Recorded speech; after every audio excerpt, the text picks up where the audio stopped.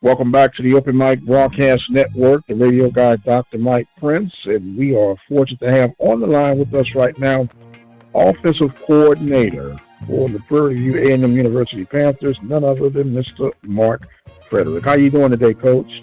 Hey, I'm blessed. How about you? Well, I feel a whole lot better, man. Look, my after post-game show on Saturday was I'm too old for this, man. A great game, and I'm gonna touch on it in just a minute. You have to be pleased with your skill positions, but more in particular, the way your offensive line performed on Saturday. Yeah, I'm very pleased. We came out. It was a tough battle. It's always a great battle, versus Coach Todd, their new defensive coordinator. He was at Grambling. As you know, we've been having some tough games versus him. So it took us a minute to try to get it figured out early. They had some great players on their defensive line. And once we kind of got a, idea of what was going on, we made some adjustments. And we kind of got clicking at the right time. I'm glad we did. And we came out on the good end. No doubt about it, on the good end. Now, here was something that was, I guess, obvious, at least to me, but a surprise to the regular fans. Man, him and Trayson looked good, man. He was throwing the ball all over the place. And I said, well, what you have to understand, he had some guys that could actually catch the ball this week. And there was a lot of drops last year, and I'm going to harp on that. But it was good to see those guys get open and hold on to the ball, right? Oh, definitely, man. He missed some reads earlier in the game. Again, great defensive scheme over there, so they're going to give some teams some problems. And once he settled down and understood what they was trying to do to him, he started making some plays. Receivers caught the ball very well. And hopefully we can build off of this and keep it going moving forward. To say last year, we only threw 6 passes. So, we kind of, took what the defense gave us and, we started making. No doubt about it. Now, we know you got Abilene Christian coming in this week, and I'm still somewhat kicking sand right now because I felt like we left them off the hook last season. When you look at your approach for this week, we know it's all about winning every game that's in front of you. But are you going to perhaps play other guys a little bit more frequent since this is kind of considered a preseason type game, or do you stick with the ones that got you here? Well, to be honest with you, I never even thought about that. We try to rotate guys. I guess it's kind of tough at the quarterback position, but we'll play as many guys as we need to get the W. So it's not a set thing. Everybody, going to have an opportunity to play. And if it come to it, yes, they will get in and play. We're not looking at it like it's a non-conference game and it doesn't count and stuff like that. It's the next opponent, and we're trying to win the ball game. Absolutely. They say from start to finish. One thing that I noticed also, not a lot of penalties on either side of the ball, and on both sides of the teams. We're a very well played game. That tells me that the concentration is there, the discipline is there, and that these guys are mentally conditioned. And how important is that, and how do you build that from start to finish? Now, that started way back in the spring and the summer. The strength coach, he do a great job of getting them guys ready to play. We had a grueling camp, man. It was hot. We pushed through it. Kids didn't complain. Our head coach, kind of put us in the heat from 9 to 12, 9 to 11 at practice. And, I think we was very well mentally prepared for the game. The coaching staff did a great job, man. I give a shout-out to my assistant coaches on the offensive side of the ball as well as the defensive coaches, man. amazing job of getting these guys in position and ready to play. Yes, sir. Now, Coach, when you're going over the film and you're fact checking and you're correcting what mistakes were made, then looking for your next opponent, when you get a chance to dissect your offensive line play, what letter grade would you give them for this last week's performance? They're a little upset because they hold it high on their shoulders about rushing the ball for over 200 yards and not giving up any sacks. And, we kind of fell a little short with the sacks. We lost some yards. So I think we had 180-something yards rushing, and I think they had credit for 3 sacks. So, they kind of down on themselves about that. But, hey, man, I give them an A-. They did a wonderful job. They gave Trayvon time to find receivers.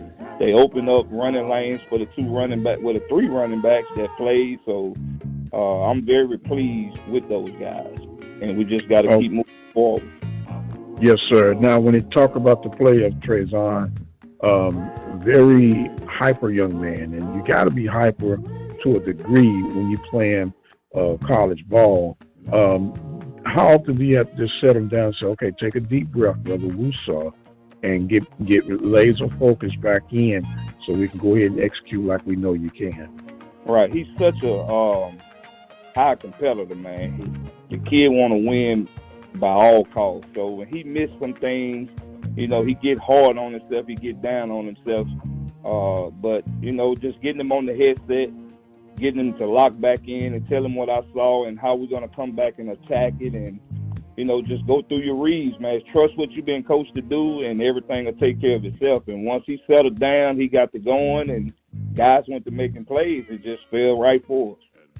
Yes, sir. Yes, sir. Now, I'm going to ask you, I hadn't asked your other counterparts yet, Coach, but who would you say your offensive player of the game was for Saturday? It's crazy that, you know what I'm saying, of course, the quarterback going to get the praise when you win. He get the bashing when you lose. But offensively, we met and watched the film, and I asked the guys, I said, who would y'all say was the offensive player of the game? Everybody in the room said Trayvon Spiller. Kid had a big game, man. I told you he was one of the guys to watch out for. He had a hell of a freshman year, battled some injuries last year, and then came back this year, had a great fall camp, and he's playing at a high level right now. Okay, so Mr. Spiller would be the man with the nod on the offensive side. So yes, sir. Okay, well, look, that sounds great. Coach, we are truly excited for the way things got started. But, man, do an old man a favor, man. Just take care of these things early and don't let me sweat so hard, man. Trust me, I understand, man. I felt the same way. It was the first game. Like I said, we had some new pieces in the receiver room, and for the most part, the whole O-line came back, and that showed. Trayvon was back, so that showed. We had Ahmad Anquan and Caleb and Connor Wisham in that backfield. So, you know what I'm saying, offensive. And the tight ends, man, I can't leave them out. Dylan DeMail and David Murray. He even played a little fullback. We got an I formation. He got a touchdown. So, very pleased with him, man. Nowhere near satisfied. So, a lot of stuff to correct and build off and just try to put it one step at a time. No doubt about it, and we're going to continue to put it one step at a time. Don't forget, you can check out the Panthers on the Open Mic Broadcast Network. 6 p.m. is the scheduled kickoff time. We'll have the pregame show starting at 5:30. Coach, good luck to you, sir, and if the creek don't rise, we'll meet again on next week. Definitely. I appreciate you, man. All righty. Coach Mark Frederick, offensive coordinator for the Prairie University Panthers. You keep it right where you got it, and we'll be right back. The voice of student athletics, the Open Mic Broadcast Network. And welcome back to the Open Mic Broadcast Network, the radio guy, Dr. Mike Prince. We spoke with the OC. Now it's time to talk to the DC of the Prairie University Panthers. That's none other than the Rock himself, Coach Alvin FOSSELMAN. How you doing today, Coach? I'm doing well, man. Doing pretty good. Well, look, let me congratulate you on getting your first win as the DC. pretty exciting game. You pitched a shutout in that fourth quarter, but give us a recap, man, on how things went from your vantage point. Yeah, man, I thought, just first and foremost, I thought our kids came out and they played extremely hard. Things probably didn't go as planned in the first couple of quarters there, but somewhere around the end of the third, going into the fourth as well as overtime, those guys had a different desire in their eyes, and they came out and they just fought back with extreme effort. So kudos to the kids for coming out and just playing to the end. Yes, sir. Now, one thing that I did notice throughout the course of the game, you had a lot of rotation going in with your D-line. And when you look at the size, it was a slight advantage, I would say, to the O-line of Texas Southern, but you kept fresh guys. Was that part of the strategy going into the game? Yeah, that has been our biggest thing, man. Recruiting those guys where we're able to play with depth. So as the game go on and other guys on the team get tired, we still got guys that's ready to roll. Not only just getting depth, but getting quality players as well. So once one guy come out, the other guy come in. There's not much of a fall off. Okay, now we know that football is a game of opportunities. And you took advantage of some opportunities. There was some time where a person might have been a step or two behind or out of place. And when you go back to the drawing board at halftime, what was your message at halftime to kind of get the guys refocused? Yeah, for the most part, man, I know we kind of got beat on some deep balls, and the message to those guys was just keep playing, because I thought at times they were in great position. They was fighting for the football. It just so happened that the offensive guy made a better play than they did. So I tell those guys to not shy away from anything.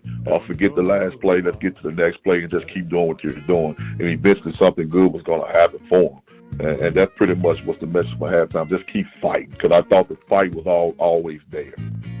And you saw a high energy. And, I'm always going to be partial. Don't tell them, brother, but I'm partial to the defense, because I don't care. You score 100 points. If you give up 101, you still lose, right? So that defense is going to be that trendsetter. When you look at the leaders on your squad, those who you may have designated and recognized as a leader, but then there's always a guy or two that kind of rises to the occasion game day. I don't know what it is, Coach, but when the lights turn on, they turn on. Did you see anybody like that in the performance on Saturday? Yeah, well, first and foremost, I'm going to highlight a guy that we already know, and that's Mr. Keyshawn Johnson, man. The kid finished the game, I think, with 14 tackles, as well as a half a tackle for loss. But the guy that you're talking about, in my opinion, is one of the transfers that we got in, named Davia Farrow, the defensive end who wound up catching the interception late in that game. I mean, the kid, he played extremely well, probably played better than what the D-line and myself thought he would. He definitely was ready for the occasion. He played with a lot of energy, man. Yes, sir. So if I had to make you pick one, Coach, who would you say was your defensive player of the game? No doubt, Keyshawn Johnson, without a doubt. I mean, senior, guy led the team. He had no quit in his eyes. He made the guys come with him. His energy just was so infectious throughout our whole defense. Definitely Keyshawn Johnson. Yeah, well, the way he flows on the field, and that's what, being a linebacker, you appreciate the guy's ability to read off his blocks. A lot of people don't realize, but his D-line are setting up blocks and gaps for him to be able to penetrate through. And, man, he makes it look almost effortlessly. Yeah, it's something that we work on a lot, man, as far as being gap accountable. When D-line sometimes get knocked over into your gap and you're able to move and cross-read and those things like that. And then he's a smart kid at the end of the day. He understands the game. He understands the gap, and that's what makes him play, at such a smooth pace up in the inside. Now, when you look at, of course, the win is always important. And a lot of things were done well, but what do you see some things that you're going to have to tighten up as you further go down the road? Yeah, I think, just making sure we don't have missed assignments for the most part. I think some of the plays I wish we could have had back in the team notice as well. It was just basically, we just probably missed an assignment here or there, and that one miss up probably could have, been a bigger difference in the play. all the players understood that, you know, we got to take accountability for some of those things that was kind of happening that shouldn't have happened. I think that's what we're harping on right now. As far as the effort level, though, man, running to the football and those things that you preach every day, I think our guys really hit the mark on those things. Yes, sir. And hitting the mark was a good thing. And as I say, this one is behind you now. Now you got to focus on Abilene Christian. They had a pretty strong running game this past weekend in their event. I know the run is always A1 to stop, then you can kind of adjust to the other passing assignments. But do you see this rotation being the wave of the future, or did you find a group that worked best together that you want to kind of roll out there for this week coming out? No, right now we're gonna kind of like stay with this rotation thing. I think it worked well for us. I think it helped us to last the whole game. And like I said, there's not much drop off between the one group and the two group. The only difference is we've made personnel things a little different this week because we playing a team who have, I want to say, more of a pro set style offense or running downhill. So you might have more of the bigs in at times than others. You might go with 3 linebackers at times. So being able to match up this week will be very important for a team that really try to establish us the run. Yes, sir. Now, when we talk about those playing outside the conference, and we know the importance of those games, they are to build and judge where you are and just get you prepared for games down in the trenches. And from what I'm hearing right now, you're going to go more of a traditional 4-3 look this week, Coach? Yeah, at times we'll start off in our base, and we may get into, like I say, some of the 4-3 with a true Sam backer in there as well, so we can be able to match up and, you know, really fit these run gaps. And, you know, at times depends on how the game flows and what they give. Okay, now you go out there, and I know it's different when you are in the big boy chair. You weren't an assistant, you weren't a D-line coach, you were the DC. Was it different in what way for you calling the plays this past week for the defensive schemes? I think it was different in the aspect it was my first go at it. But as the game went along, I mean, it was football for me. I have called it before at the high school level. It just was, I guess, a different scenery, so to say. But as far as football, for me, you know, it's football. We settled in there and we called it up. We had a pretty good game plan for the week, and we just let it rip. We trust in what we trained to do, and we just let it rip. Yes, sir. Now, Coach, I didn't ask you this before, but I'll ask you now. Do you prefer to be on the sideline or up in the coach's box? I prefer to be on the sideline, and part of the reason for that is my kids. They want me on the sideline. That presence, that energy, that ability to point out mistakes right now and get that information to them right now is what they wanted. I asked some of them would they want me up or down, and they were like, "No, Coach, you got to be down." So for that reason is the reason why, you know, I'm calling it from the sideline. Okay. Well, look, a job well done, in particular in that fourth quarter. Pitched a shutout, and it's all about a game of inches. A field goal hits the upright in favor of the Panthers, and then we get one that split the upright. So week 1 is under the belt, and congratulations on your first win as a DC coach. And I'm looking forward to see how you guys rebound against Abilene Christian this week, and I truly look forward to talking to you on our next week's segment. I want to give you some closing thoughts and comments right now, sir. Yeah, we're developing a good thing on the defense side of the ball, and the team in general. We just got to keep the guys focused and keep it going. I think I told this King team we're destined for something great. You know, we just got to stay together. We just got to keep playing. Go Panthers. Go Panthers. And look, man, with the rock, you got to have some type of little symbol, man, that you can put on there. I don't know. I don't want you to have no big old pinky ring or nothing like that. But we got to come up with something. But maybe a sledgehammer. How about that, Coach? I got you, man. Whatever works for you, man. Coach FOSSELMAN, DC for the Prairie A&M University Panthers. That is going to bring us with the OC-DC chats for this week. I am the radio guy, Dr. Mike Prince. We thank you guys so much for joining in with us. Don't forget you can follow me on X at The Mike Prince Show. Subscribe to the YouTube channel with the Open Mic Broadcast Network. And until the next time, you guys be blessed, and we'll see you on the other side.